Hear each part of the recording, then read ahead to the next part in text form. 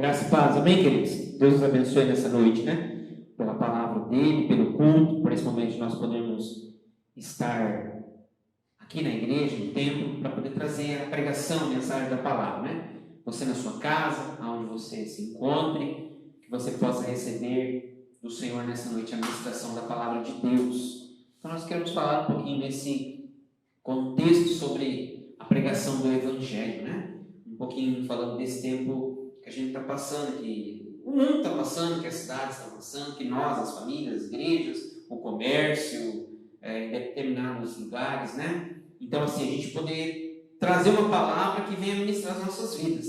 Uma palavra de Jesus para nós, uma palavra do Senhor para nós, e uma palavra que venha nos mostrar situações, pessoas que passaram por momentos difíceis, momentos de dificuldade, por crises, por lutas, por ansiedades, por medos, né? Então que nós possamos também entender, em nome de Jesus, que nós devemos buscar, que a nossa fé tem que estar firmada, que no momento da crise, da luta, nós precisamos estar firmados na rocha que é Cristo. Precisamos que a nossa fé esteja firme, forte, que a nossa fé esteja fundamentada, que a nossa fé esteja estruturada para que a gente possa se colocar em pé, para que a gente possa permanecer em pé, para que a gente possa passar por momentos difíceis, mesmo muitas vezes com lutas, com dores, mas saber que no Senhor nós somos aqueles que temos alguém que busque a presença do Senhor, né? Em nome de Jesus.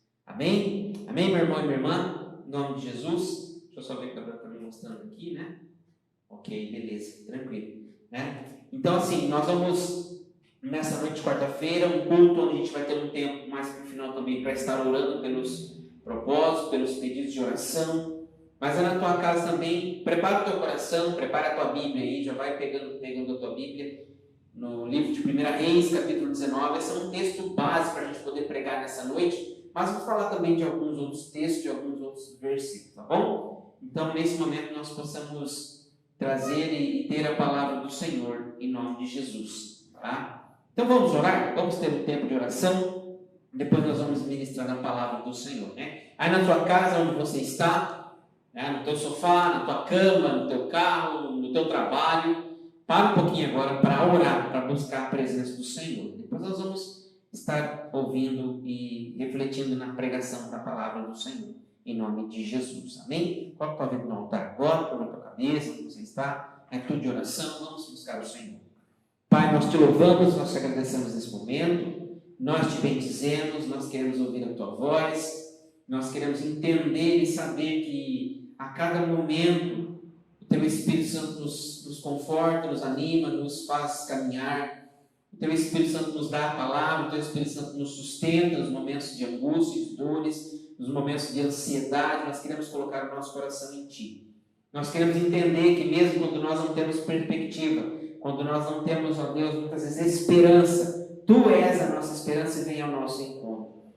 Tu és aquele que nos chama para fora, Tu és aquele que nos chama para estar diante de Ti, Tu és aquele que nos dá convicção de quem servimos e o que fazemos e para onde vamos. Tu és aquele que nos dá graça, Tu és aquele que nos dá o Teu amor e nos sustenta, apesar dos desertos, das lutas, das tempestades, das crises. É que nessa noite nós oramos e te agradecemos, te pedindo, Pai, fala conosco na Tua palavra, que a Tua palavra venha ministrar os nossos corações, que a Tua palavra venha ministrar os corações daqueles que estão ouvindo, que estão vendo, que estão nos seus locais onde se encontram, e que essa palavra alcance vidas nessa noite, que essa palavra venha alcançar vidas necessitadas, vidas que realmente precisam ser sustentadas, ó Deus, nesse tempo de crise, de enfermidade. Por isso nós oramos nessa noite, te agradecendo, em nome de Jesus. Amém. Amém? Amém, meu irmão, minha irmã, meu querido e minha querida que está assistindo essa live, né? Este culto, está participando desse culto. Quando você está assistindo essa live, você está cultuando ao Senhor Jesus Cristo. Você está cultuando ao Senhor, você está buscando também conosco, junto conosco, a palavra, você está buscando a presença do Senhor, você está entendendo que Deus vem na tua direção. Então, nessa noite eu oro e peço para que o Espírito Santo alcance você. Amém? Nas suas lutas, nas suas dificuldades, nas suas crises, nos seus momentos de dor, nos seus momentos de choro, nas suas alegrias, nas suas provações, nas suas realizações. mais, né? Então a pregação para nós essa noite é bem propícia. Então eu quero dizer falar um pouquinho sobre essa palavrinha, né? Isolamento. Então o que nós mais temos ouvido nesses dias, nesse tempo, nesses meses, é uma palavrinha que fala comigo e com você, é uma palavrinha chamada isolamento. Isolar-se, né? Isolamento social, isolamento num quarto, porque, né, contraiu a questão do vírus, né? Isolado numa situação, isolado de algum momento. Então a palavra é isolamento, mas a gente poder entender essa questão nessa noite, dessa palavrinha chamada isolamento. Então, mas o texto da nossa pregação nessa noite, da mensagem nessa quarta-feira, em que a gente traz o culto, que a gente ora, os 3 tipos de pessoas no processo de crise. Vamos pensar assim, né? Eu vou colocar esse texto, né? Deve estar escrito aí na tua telinha aí, os 3 tipos de pessoas no processo de crise, né? E eu queria colocar, além da crise, tá? O processo também de incerteza. Porque nós estamos passando por momentos de crise na sociedade, no comércio, no país, no mundo, crise de enfermidade, crise, né, de crises emocionais, crise social, crise financeira, crise das mais remotas formas possíveis. Mas eu queria colocar também, acrescentar a crise, a palavrinha chamada incerteza. Então, incerteza tem feito parte da minha, da tua, da nossa vida. Incerteza não de crer em Cristo como Senhor, não de crer que Deus é aquele provedor, não de crer que o Senhor está no comando. Não é essa a incerteza. Não. É a incerteza, de certa forma, do humano, né? A incerteza, de certa forma, de pensar amanhã será como, né? De que maneira as coisas vão acontecer amanhã.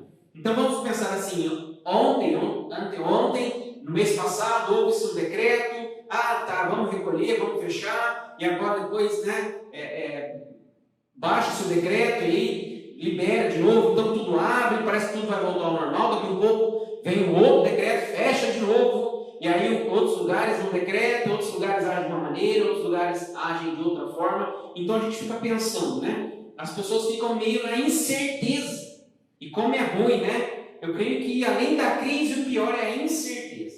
A incerteza não nos dá a possibilidade de saber como atravessar a crise, de que maneira caminhar, de que maneira tentar dar um passo até em meio à crise. Porque na crise, a gente sabe que muitas vezes nós temos que atravessar a crise, a gente cria maneiras, a gente busca maneiras de atravessar a crise. Vamos pensar assim que a crise é uma tempestade, como ontem, né? A crise é uma tempestade que vem com toda a sua força, causa os seus danos, os seus estragos, mas ela passa. Mas a questão da incerteza é complicada, porque como agir em meio à crise? Se ainda aumenta-se a incerteza, né? Então, isolamento, né? Vamos pensar assim. Então, nós estamos em tempo de crise.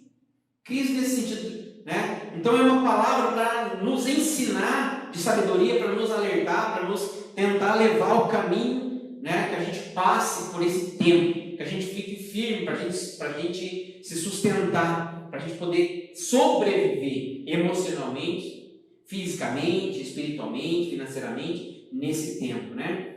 Então esse é o momento que mais tem se falado desse isolamento social. É a principal recomendação das autoridades em alguns lugares, ou da maioria deles, né? A recomendação da saúde, para que se isole, né? Vamos ficar em isolamento social, vamos ficar nas nossas casas. Então a gente mais tem ouvido fique em casa, né? Vá para sua casa, fique lá. Então se você tem a comorbidade, fique na sua casa, né? Não saia. Então se você é ancião, se você tem determinada idade, fique em casa. Então o que a gente mais ouve é isso. Fique em casa, fique no isolamento social. Então, e a gente começa a pensar, e nós somos seres pensantes. Você e eu, meu irmão, minha irmã, querido que está vendo, que está ouvindo essa live, essa pregação nessa noite, se tem uma das coisas que o nosso Deus, o Senhor nos deu, foi um cérebro, e nos deu liberdade para que possamos pensar. Nós somos seres pensantes, nós temos que refletir, nós temos que aprender a refletir sobre as coisas, nós temos que aprender a pensar, a analisar, buscar sabedoria em Deus,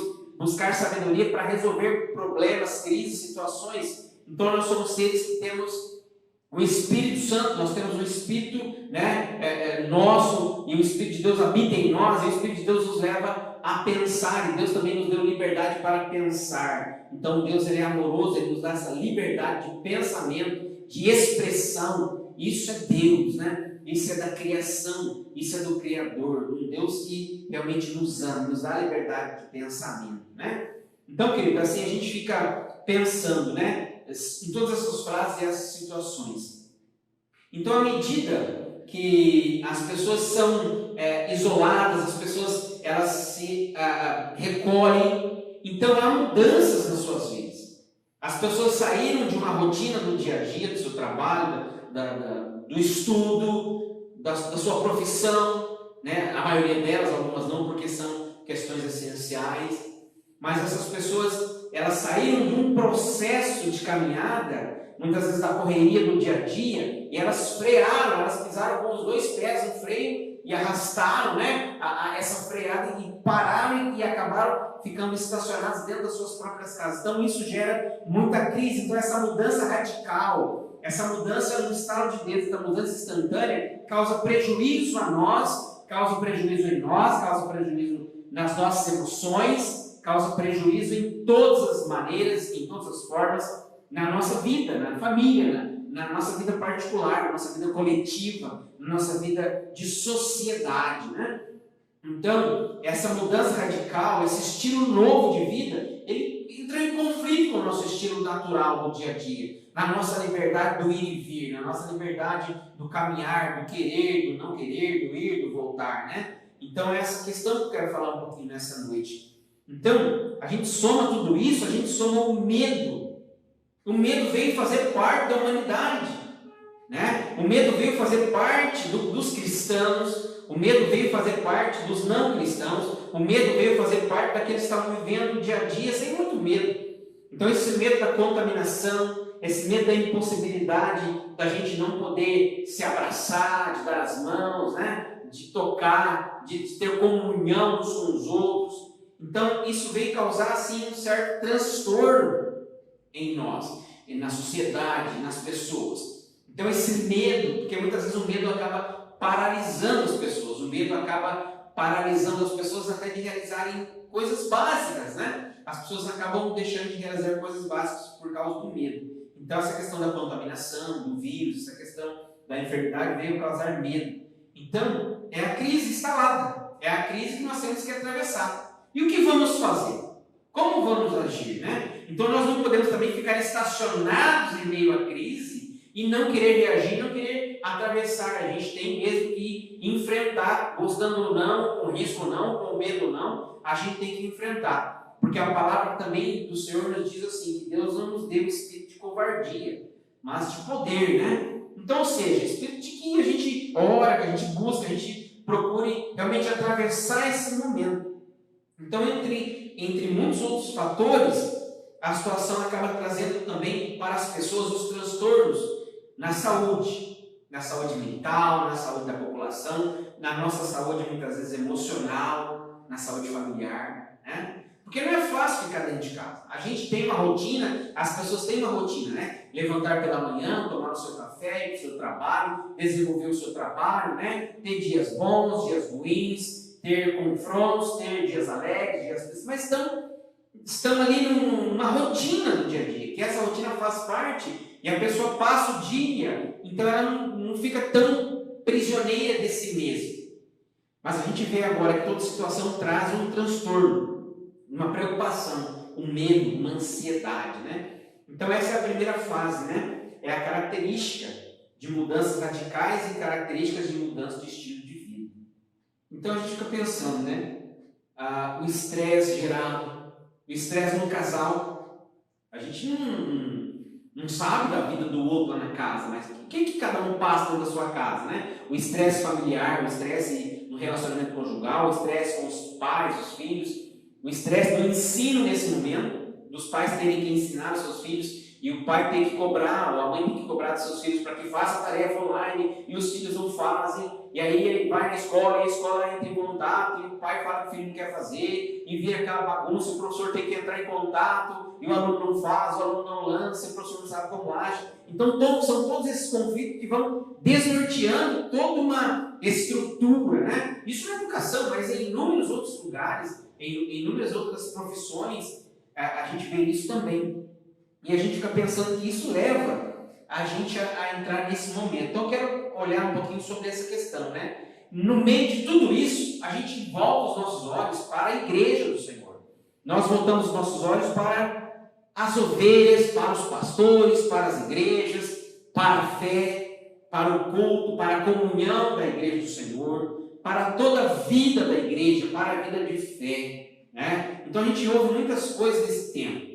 A gente ouve pessoas falando que, para que igreja? Então eu não preciso de igreja, nunca preciso de igreja. Então essas pessoas falam mesmo, as pessoas falam o que elas pensam, elas são livres para falar, para refletir, para falar mal, falar bem. Então elas têm essa liberdade. É bom e não é bom, mas faz parte. A liberdade é isso, expressar os seus pensamentos, seus sentimentos, né? Uns concordam, outros não. Uns falam que sente falta, outros não concordam, não deveria estar aberto. Mas, querido, nós queremos falar da importância da igreja, da importância de ser cristão, e especialmente nessa noite falar de 3 tipos de pessoas no processo de crise e de incerteza.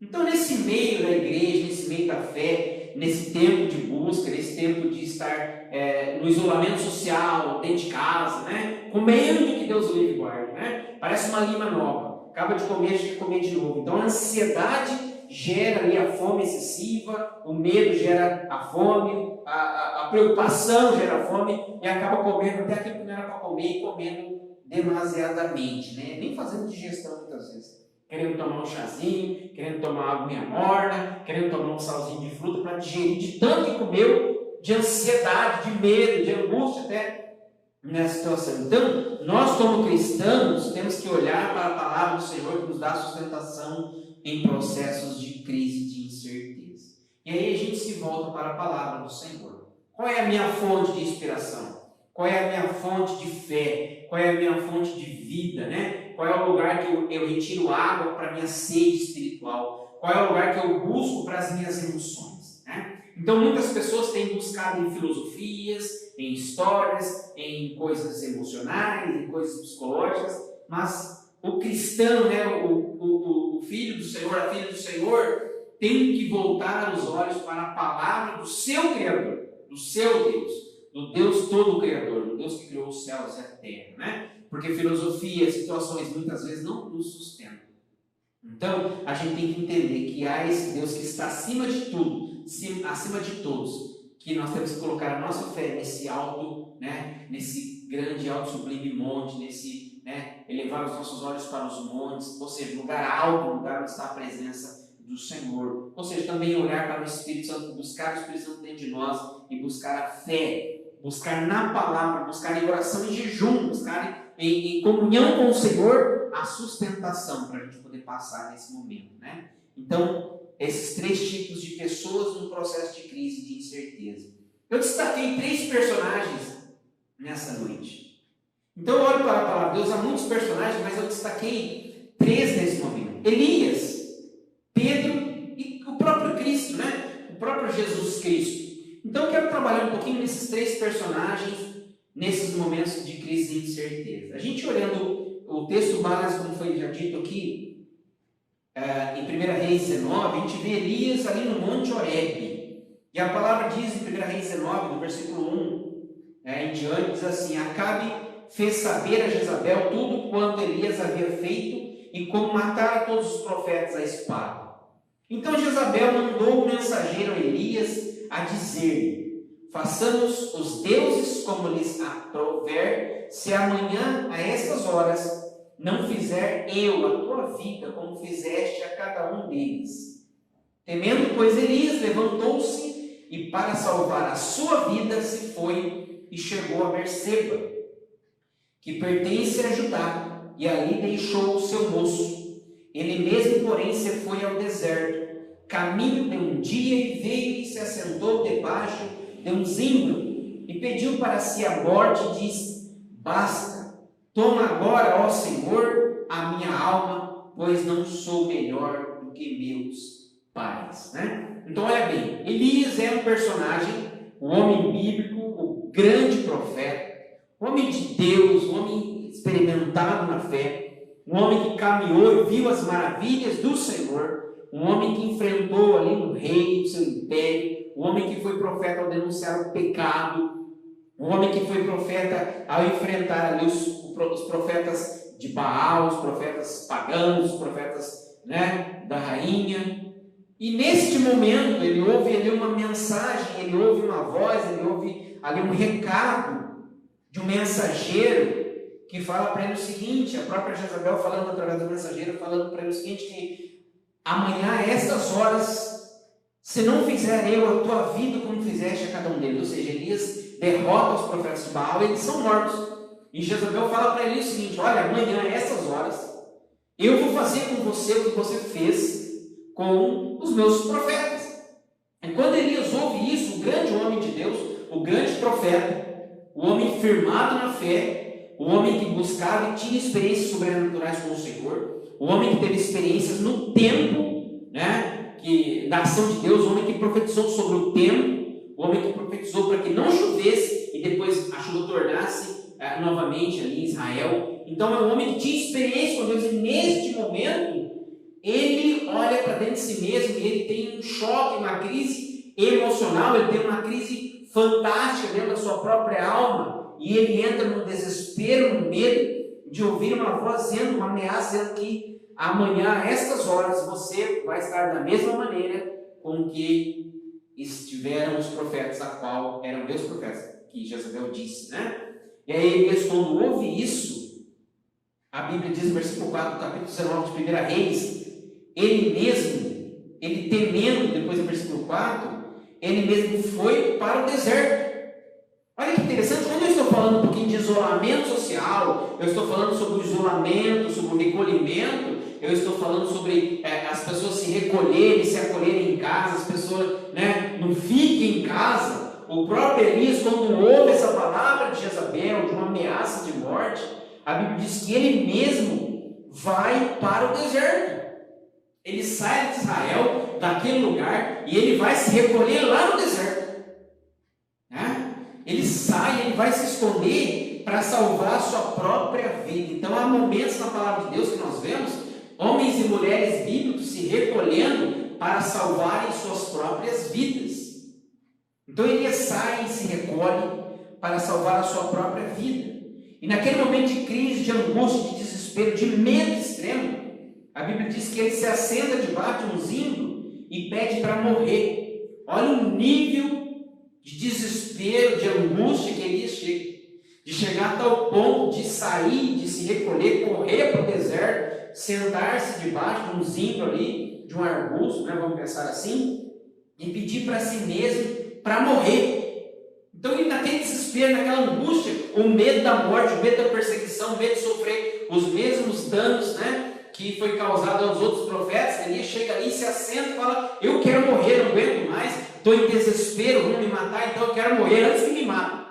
Então ele chega a esse ponto de ficar aí, pedir para si a própria morte, falando o seguinte, basta, toma agora, ó Senhor, a minha alma, pois não sou melhor do que os meus pais. Então Elias entra num momento de angústia, Elias entra num momento que ele faz uma reflexão própria dele, e ele olha assim, olha, eu estou pior que os meus pais. Os meus pais passaram, né? Os pais no contexto aqui, de que foram melhor do que ele, e ele pensando assim, dessa maneira, toma a minha vida, Senhor. Então ele está entregando para o Senhor a vida dele. Senhor, pega a minha vida, me leva, não deixa eu sofrer essa perseguição, não deixa que ele chegue até mim e me mate.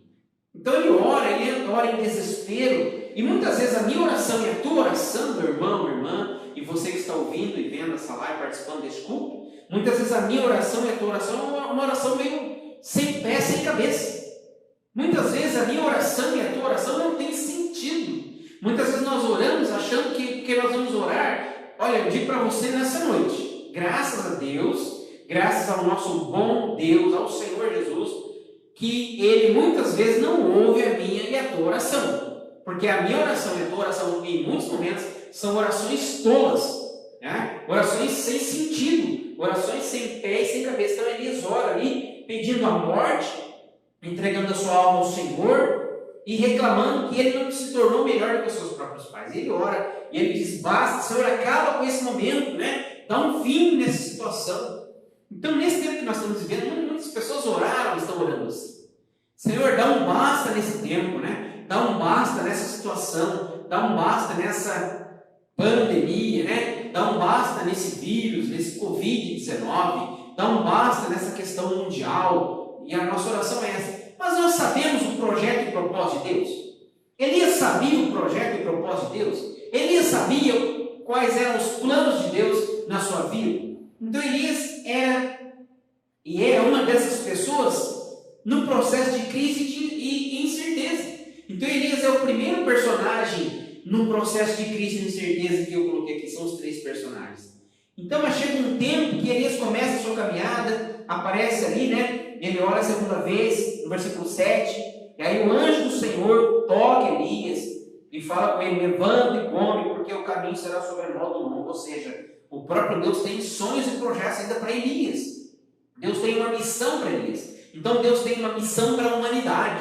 Deus tem uma missão para mim e para você como igreja. Deus tem uma missão para mim e para você como cristão e cristã. Deus tem uma missão para nós, meu querido. Deus tem um tempo para nós. Deus tem algo a realizar em mim e em você, né? E a Bíblia diz que ele levantou-se, comeu e bebeu e foi. E com a força daquela comida caminhou 40 dias e 40 noites até Horebe, o monte de Deus. Então Elias vai cada vez se isolando mais da cidade ali. Cada vez mais ele vai em direção ao deserto. Cada vez ele vai se isolando das pessoas. Até que chega um momento, no versículo 9, que a Bíblia diz que Elias entra em uma caverna.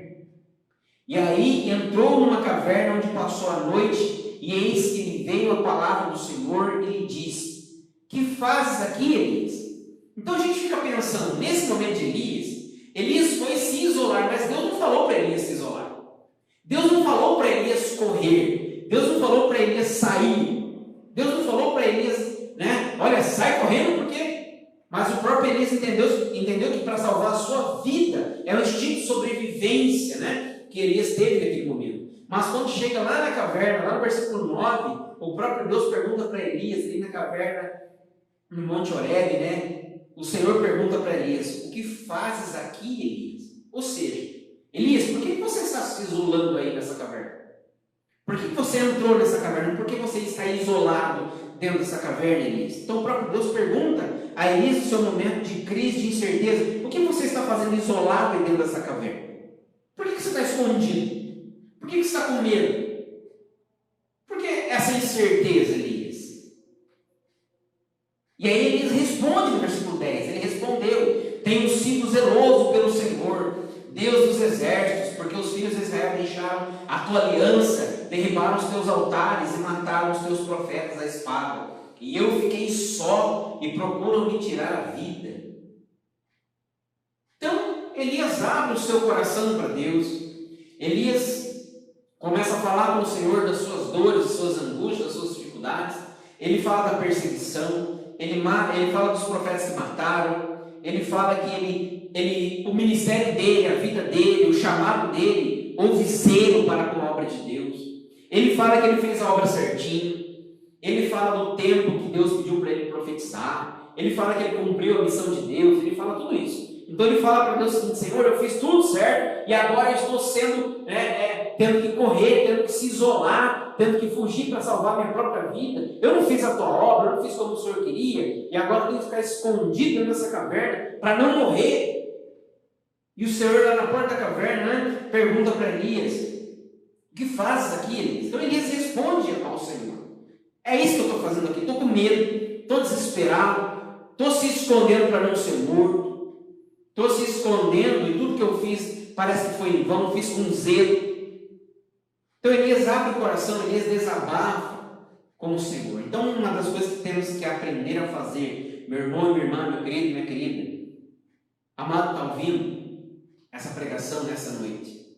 Uma das coisas que precisamos aprender, e sempre temos aprendido, é orar, clamar, buscar, abrir o coração ao Senhor, Abrir o coração nos momentos de alegria, abrir o coração nos momentos de felicidade, abrir o coração nos momentos de incertezas e crise, saber que há um Deus que nos guarda, que ouve a minha e ouve a tua oração. Então Elias abre o coração ao Senhor. Então eu lembro que a igreja, um tempo atrás, né, eu era menorzinho, eu lembro que uma das coisas que era muito bonito de se ver na igreja era a reunião de oração. Era a reunião dos cristãos, dos crentes, as pessoas iam ao templo, iam à igreja para orar. Não era só para cantar, para ouvir uma mensagem naquele dia, mas aquele dia era especificamente tirado para a oração, para se colocar na presença do Senhor, para se ajoelhar, para chorar aos pés do Senhor, para pedir, para agradecer, para clamar, para receber oração, para abrir ali o coração na presença do Senhor. Então esse foi um tempo, e eu creio que esse tempo vai voltar, nesse tempo, nos últimos tempos, da igreja se voltar aos pés do Senhor, da igreja abrir o seu coração na presença do Senhor. Então a gente via os cristãos dependentes do Senhor, dependentes na oração. No momento, no dia de culto, a oração era importantíssima. As vigílias, a busca, a presença do Espírito Santo era derramada, porque os cristãos se colocavam na presença do Senhor. Então, quantas vezes nós vimos as anciãs, as senhorinhas, os senhorzinhos, os jovens, os juvenis, até criança, os adultos se prostrando, na presença do Senhor e orando. E temos visto isso hoje? Temos visto isso na igreja nos dias atuais? Temos visto a igreja vir na oração? Temos visto as igrejas se reunirem em oração? Quando se podia se reunir? Agora que estamos no isolamento social, creio que a igreja está orando em casa. Mas muitos, creio que a maioria da igreja nem ora em casa, nem busca em casa, nem se coloca em casa para buscar a presença do Senhor. Então são tempos que as pessoas estão se isolando, não só socialmente uns dos outros, mas as pessoas estão se isolando do próprio Deus. Porque há muito entretenimento, há muita coisa para suprir a lacuna espiritual, mas na verdade não supre nada. Fica esse vazio. E Elias está passando por esse momento de vazio, Então o Senhor fala a Elias no versículo 11 do capítulo 19 de 1 Reis. Disse-lhe Deus: sai e põe-te neste monte perante o Senhor. Olha que Deus fala para Elias: Elias, chegou o tempo de parar, de se esconder. Chegou o tempo de se isolar, Elias. Você já correu se isolando para o deserto, agora você se isolou dentro dessa caverna, e agora eu falo contigo, Deus falando a Elias no versículo 17: sai, põe-te neste monte perante o Senhor. Deus fala para Elias: sai dessa caverna. Deixa esse isolamento dentro dessa caverna. Deixa esse medo, essa angústia. Se coloca perante mim. Sai de dentro dessa escuridão. Deixa esse medo. Se coloca na minha presença. Talvez essa noite você esteja isolado na sua caverninha. Talvez essa noite você esteja com medo, enfiado dentro de uma caverna espiritual. Talvez nessa noite você esteja enfiado dentro de uma caverna emocional, aprisionado, com medo, angustiado, com medo do futuro, com medo de morrer, com medo de tudo, com medo de todos, achando que o isolamento em si, ele resolve alguma coisa. Queridos, com certeza há momentos que Deus fala para se isolar. Há momentos que precisamos nos isolar. Há momentos que precisamos jejuar. Há momentos que precisamos ter um momento de isolamento.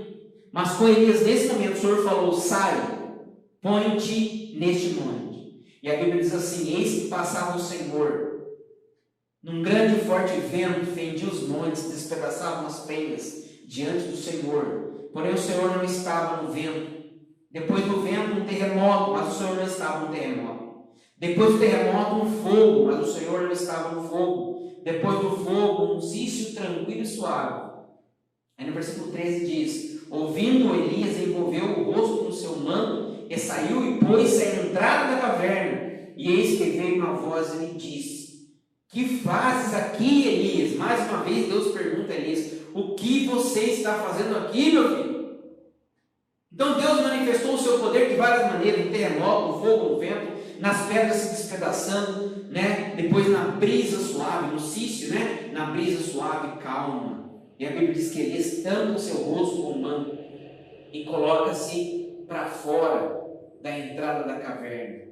E Deus fala com ele mais uma vez: que fazes aqui, Elias?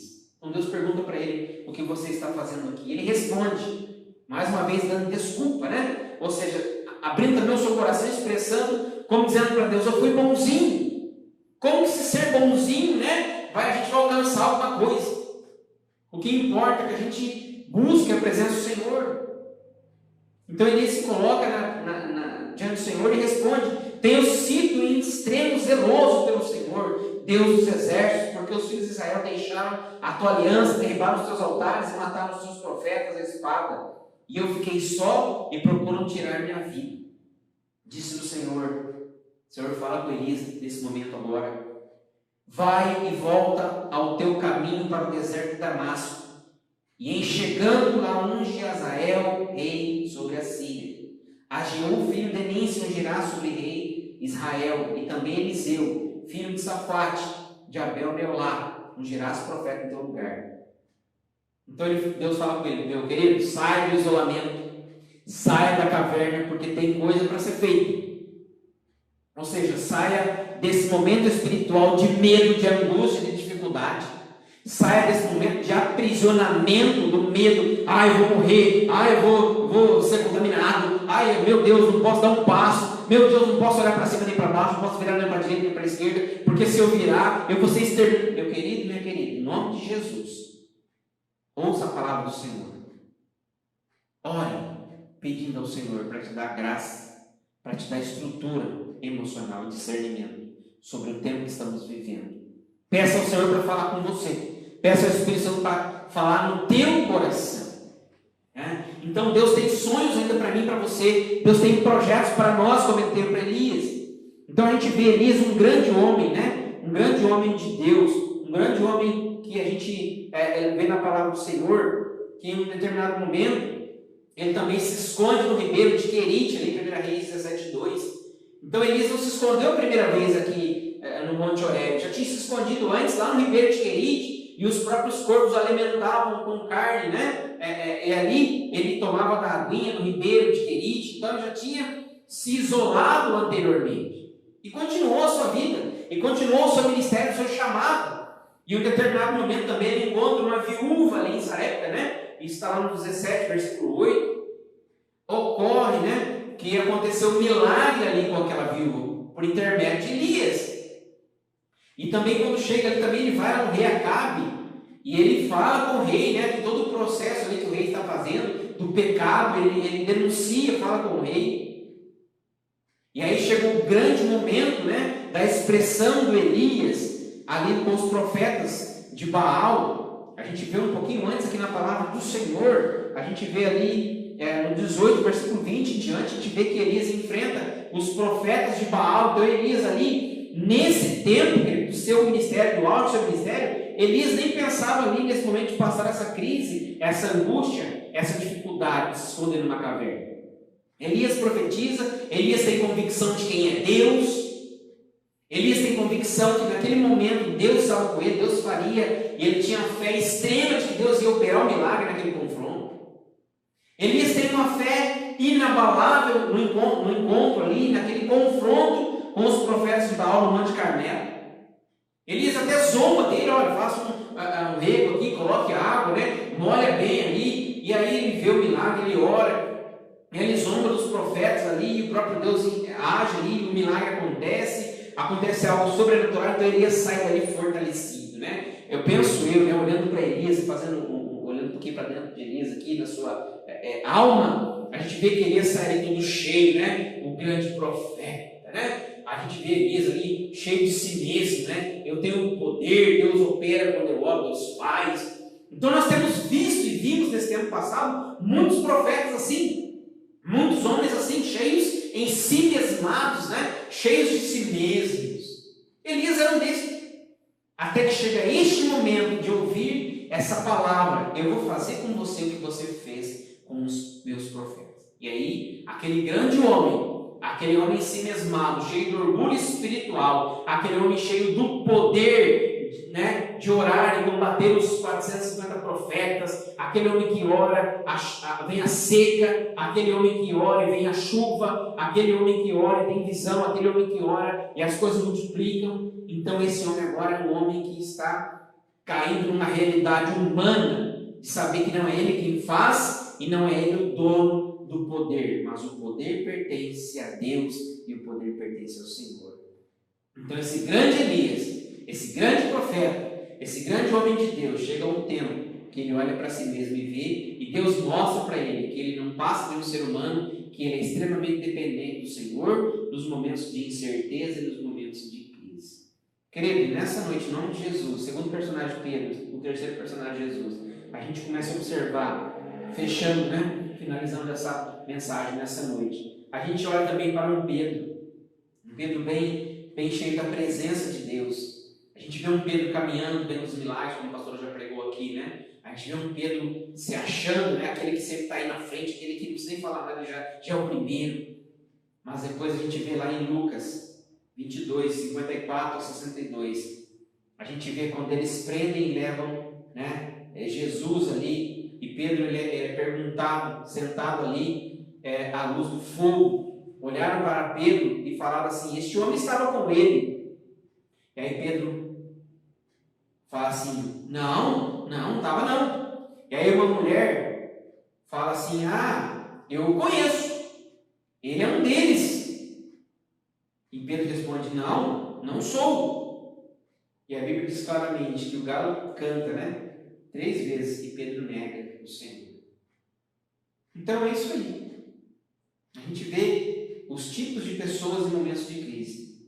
Há pessoas que são como Elias, que no auge elas têm o poder, elas estão por cima, e de repente vem uma crise, uma situação de incerteza, elas se entram, né, nas suas próprias cavernas, elas se escondem, elas se isolam emocionalmente, espiritualmente. São os Elias. São os Elias que no momento da glória, do poder, do power, né, da unção, do reteté, do que quer que for, ela é o poder, mas de repente vem uma luta, uma crise, elas caem lá embaixo e elas passam por esse momento muito triste de desespero, elas se recolhem nas suas cavernas, elas se isolam nas suas cavernas espirituais e emocionais. Esse é um tipo de cristão, esse é um tipo de pessoas, nós podemos dizer assim, pessoas comparadas e, né, olhando para Elias. Também vemos as segundas pessoas, né, que caminham com Cristo, né, irei, vou e volto e subo e ando sobre a água e faço e vou à frente, e a impulsividade, Senhor, eu vou com o Senhor, né? Então, Senhor, só tu tens as palavras de vida eterna. E Pedro é alguém assim nesse sentido, ou seja, Pedro é alguém impulsivo, alguém que não precisa nem falar 2 vezes, ele já está lá na frente. Pedro é alguém desse jeito. Mas naquele momento, muitas vezes que é confrontado, na hora que ele é confrontado, na hora que a situação aparece, na hora que a luta vem, na hora que a espada é colocada no pescoço, Pedro fala: não conheço, nunca vi, eu não sou um deles. Não. Então é esse tipo de Pedro, esse tipo de gente, esse tipo de pessoas nesse processo de crise e incerteza. Então nós estamos falando do processo de crise e de incerteza, como se transforma no nosso comportamento, né? Então Pedro tem que andar sozinho de agora em diante. Pedro tem que andar se escondendo, se isolando, dizendo que ele não é um discípulo. Pedro entra no isolamento espiritual, dizendo: eu não sou mais desse Cristo, desse Jesus. Não faz parte, não fiz parte. Se isolou. Mas o próprio Cristo se lembra de Pedro. Lembra Pedro, né? Então lembra Pedro. Então Pedro foi lembrado pelo Senhor. E o Senhor aparece a Pedro. A tal ponto que Pedro está nu quando está pescando e aí ele volta, né? Ele se vê nu e ele volta e se esconde ali, e se cobre, ou entra na água. E Jesus foi em direção a Pedro, porque o Senhor sabe como o ser humano é e como o ser humano passa por processos de crise e de incerteza. E o terceiro personagem é o próprio Cristo. É o Senhor, que apesar das lutas, apesar das crises, das dificuldades, quando eu olho para Jesus, eu vejo algo sobrenatural, eu vejo algo maravilhoso. Quando eu olho para o Senhor ali no Getsemane, eu vejo que apesar da perseguição, que apesar da luta, Ele orando, que o seu suor transformando como gotas de sangue, mesmo naquela angústia da morte, mesmo clamando, Pai, se possível, passa de mim esse cálice. Ele reconhece que precisa ser feita a vontade do Senhor. Ele reconhece que a crise precisa ser atravessada, que ele tem um alvo, que ele tem um projeto, que ele tem um propósito, e o propósito é o propósito de cruz, de salvação da humanidade. Ele reconhece, o Senhor sabe que ele veio para um propósito, apesar das lutas, das crises, das dificuldades, ele vai cumprir o propósito do Pai. Na evangelização, no meio da caminhada, nas curas dos milagres, ele fala que ele não faz nada se não fosse da vontade do Pai. Ele reconhece que o Pai está com ele. E ele não se isola. O único momento que o Senhor tem o seu isolamento social é quando ele vai sozinho orar. O único momento que o Senhor tem o seu isolamento social é quando ele vai no jardim ter o seu momento de oração, de intercessão, de clamor, de intimidade para com o Pai. E nesse último momento ali no Getsemane, acompanhado de pessoas, e as pessoas dormiram, os discípulos dormem, e ele fala, nenhum momento, nenhuma hora pudesse velar comigo. Então ele vai sozinho, isolado, orar, ele tem ali a sua luta espiritual. Mas na sua luta espiritual, na sua angústia, na sua crise, na sua luta de fé, na sua luta no espírito, ele diz assim, Pai, passa de mim esse cálice, mas não seja feito conforme eu quero, e sim como tu queres. Seja feita a tua vontade. Então a gente entende que muitas vezes nós passamos por crise, por lutas, por dificuldades, nós temos que olhar para Jesus. Porque quando nós olhamos para Elias, nós podemos olhar para Elias como um grande homem de Deus, um grande profeta do seu chamado ministerial, um grande exemplo, um grande testemunho de um homem de fé, mas um homem que sucumbiu, um homem que se prostrou. Quando nós olhamos para Pedro, nós olhamos para um homem também de fé, um homem que andou sobre as águas, um homem que amava o Senhor, um homem lembrado, um homem amado do Senhor, mas humano, sucumbiu, negou o Senhor 3 vezes. Mas quando nós olhamos para Jesus, meu querido, nós vemos ali, mesmo no Getsemane, mesmo sendo acusado, mesmo querendo, orando, a sua oração era para que a vontade do Pai fosse feita. No momento da crise, no momento, digo eu, da certeza, aqui em Cristo não há incerteza, porque era a certeza da crucificação, era a certeza da cruz. A incerteza é para mim, é para você, é para o humano, mas para Jesus era a certeza do cumprimento da promessa e da vontade do Pai. Em Cristo não há incerteza. Em Jesus há a certeza da salvação. Então nessa noite eu quero dizer para você, nos momentos bons, o Senhor lembrava do Pai. Nos momentos de crise, Ele lembrou do Pai, Ele buscou o Pai. No Getsemane, na dor, na angústia, Ele diz, Pai, seja feita a tua vontade. No Getsemane, no momento de dor, de angústia, Ele é dependente do Pai. No momento de Getsemane, na hora da fé, Ele crê que a vontade está no Pai. No momento de Getsemane, da incerteza, ali daquela dor do humano, da humanidade, que a humanidade está submetida, ele, na sua certeza, ele coloca a sua confiança no Pai. E ele fala ainda mais que o Pai sempre ouve ele. O Pai sempre ouve ele. Querido, então a gente precisa analisar esse tempo. A gente precisa se colocar diante do Senhor, analisar as nossas vidas nesse tempo, analisar a nossa fé, analisar o nosso coração, analisar a nossa atitude, a nossa convicção de cristão. Aonde está a nossa convicção? Eu quero dizer para você nessa noite o seguinte: a comunhão é importantíssima.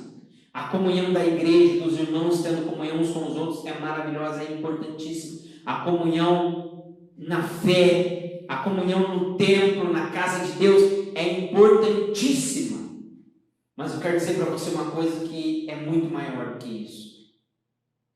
A essência é a nossa convicção de salvação em Cristo Jesus. Querido, porque não adianta nós estarmos dentro de um templo, não adianta nós estarmos dentro de uma sinagoga, não adianta nós estarmos dentro de algum lugar religioso, se nós não temos a convicção na nossa alma, no nosso ser, de que Ele é o nosso Salvador. Eu e você precisamos ter convicção de que cristão nós somos. Nós somos chamados para viver apenas dentro de um templo. Nós somos chamados para ser cristão apenas no momento de comunhão uns com os outros? Ou qual é a nossa vocação? Qual é o nosso chamado? Qual é o teu chamado como cristão? Você é chamado para salvação eterna. Você é chamado para a convicção de salvação em Cristo Jesus. Esse é o principal fundamento, né? A salvação através da cruz do Calvário em Cristo Jesus, o derramamento dele na cruz do Calvário, por mim e por você. Nós devemos ter essa convicção. Se a minha convicção for essa, nada abalará minha fé, nada me tirará do caminho, apesar das incertezas, das lutas, das crises, nós vamos caminhar e permanecer na presença do Senhor. Mas se a minha convicção for um templo religioso, se a minha convicção for um templo bonito, um templo aconchegante, os melhores instrumentos, a melhor estrutura, o melhor conforto, querido, a minha convicção vai cair por terra. E a sua convicção também, e ela não vai te salvar. Mas a sua convicção precisa ser Jesus. Você tem colocado a tua convicção, o teu coração, a tua fé, a tua salvação em Cristo Jesus? Ou em templos? Ou em conforto, ou em igrejas, em equipamentos, em coisas desse tipo? Querido, nós não vamos levar nada disso. O que nós vamos levar é a nossa salvação em Cristo Jesus. Muitos estão apegados a este mundo, de tal maneira que parece que vão levar esse mundo quando forem partir daqui. Muitos estão apegados em coisas, muitos estão apegados em templos, muitos estão apegados em situações e pensam que vão levar essas coisas contigo. Não, ele não vai levar não. Então muitos estão perdendo o foco na eternidade, na salvação em Cristo Jesus, na vida eterna. Jesus disse assim: eu vou preparar lugar para que aonde eu vou possais estar também. Jesus disse claramente: olha, eu estou indo para o Pai e eu vou preparar moradas, porque aonde eu estou, eu quero que vocês estejam também. Ou seja, Ele foi preparar moradas para mim e para você, para que a gente possa estar com Ele. Nós vamos levar isso aqui para aquelas moradas. E Ele falou muito mais: eu voltarei e vos buscarei para mim mesmo. Então Ele fez essa promessa para mim e para você. Então eu quero perguntar para você nessa noite: como é que está a nossa fé diante desse tempo de crise, de enfermidade, de Covid, de luta? Como é que está a nossa fé? Como é que está a tua fé? Como é que está a tua fé, meu irmão e minha irmã? Você só é um cristão dentro de uma denominação? Você só é um cristão dentro de uma igreja? Você só é um cristão quando você está no seu ministério tocando, cantando? Você só é um cristão quando você faz parte de um grupo, de uma célula, que quer que seja? Você só é um cristão neste momento? Qual é a tua convicção de fé? Aonde você tem colocado a tua fé? Então, quando eu olho para Elias, quando eu olho para Pedro, eu olho muito mais para Jesus, que no Getsemane, orando, gerando até gotas de sangue ali no seu suor, ele tinha convicção para onde ele ia e o que ele estava fazendo. Então, nessa noite, em nome de Jesus, será que Deus pode achar convicção em mim e em você? Será que nós precisamos buscar? Será que nós precisamos entrar na presença do Senhor e dizer: Senhor, aumenta a nossa fé? Nós não sabemos orar como convém. Será que nós não estamos precisando disso como igreja? De voltar à igreja antiga, que é a igreja de oração, da igreja que orava aos pés do Senhor, que é a igreja que clamava, da igreja que buscava. Deixar de ser uma igreja moderna, mas ser uma igreja fiel ao Senhor, dentro e fora do templo. Será que nós não estamos precisando refletir nesse tempo das incertezas, das crises, e voltar a ser igreja que se prostra diante dos pés do Senhor? Será que nós não estamos precisando voltar a essa igreja? A igrejinha, a igreja primitiva, a igreja que se prostra, que não depende de ninguém, a igreja que não tem muito conforto, mas é uma igreja que tem convicção da sua fé, a igreja que não tem muito luxo, mas é uma igreja que olha para a cruz, porque a cruz não é luxo, uma igreja que olha para a cruz, que vê que a cruz é algo que era a escória, a cruz era algo impensável, mas na cruz do Calvário houve alguém que olhou por mim, por você e abriu os braços, que nos mostra, que nos fala, que em momentos de crise e em momentos de incerteza, Ele enviou o seu Espírito Santo e intercede por mim e por você com gemidos inexprimíveis. Então, quero deixar essa palavra nessa noite, quero orar com você, quero dizer para você em nome de Jesus, coloca a tua convicção no Senhor. Que cristão você tem sido? Que cristão você tem sido? Pensa, querido, na sua casa, é tempo de reflexão, é tempo de semear a palavra, é tempo de buscar a presença do Senhor. Amém? Então vamos orar, aí onde você está, em nome de Jesus. Coloca a tua vida no altar, coloca a tua vida na presença do Senhor. E eu oro nessa noite sobre essa palavra. Senhor, traga convicção no coração da igreja, traga convicção no coração dos cristãos, para que apesar das crises, apesar das incertezas, das lutas, eles possam permanecer em Ti e possam ser achados verdadeiros fiéis na Tua volta, em nome de Jesus. Pai, nós oramos nessa noite, nós Te agradecemos pela Tua palavra. Espírito Santo, em nome de Jesus, eu oro para que o Senhor derrame sobre nós, sobre aqueles que estão ouvindo essa mensagem nessa noite, a convicção que apesar das lutas, das perseguições, das incertezas, dos medos, das angústias, dos isolamentos, o Senhor está conosco.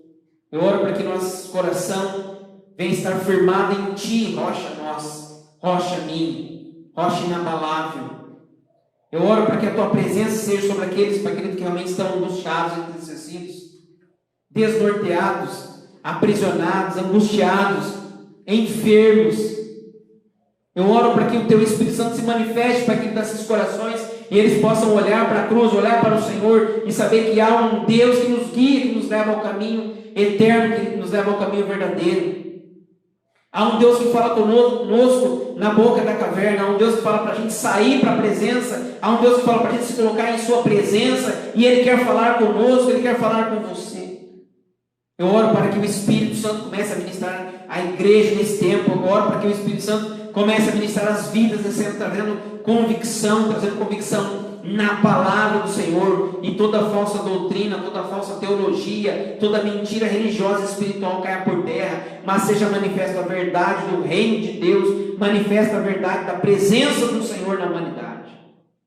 Eu oro pela nossa nação, eu oro pelo nosso Brasil, pelo mundo, eu oro pela nossa cidade, eu oro pelas igrejas, pelas famílias, para que o Espírito do Senhor venha ministrar os seus corações, para que sejamos curados, transformados não só fisicamente, não só de uma epidemia, não só de uma enfermidade, mas eu oro para que o coração da nação seja sarado, seja curado. Eu oro para que a moral, eu oro para que o caminho reto, o caminho perfeito, para que ele seja firmado no coração da nação, a honestidade, o caráter, o princípio da verdade seja colocado, e que todo relativismo, Senhor amado, toda falsa verdade, toda verdade distorcida caia por terra, em nome de Jesus. Eu oro para que a igreja se levante em oração, em jejum e clamor, pela nação, pelo mundo, Senhor. Eu oro para que a igreja se levante para se prostrar na Tua presença.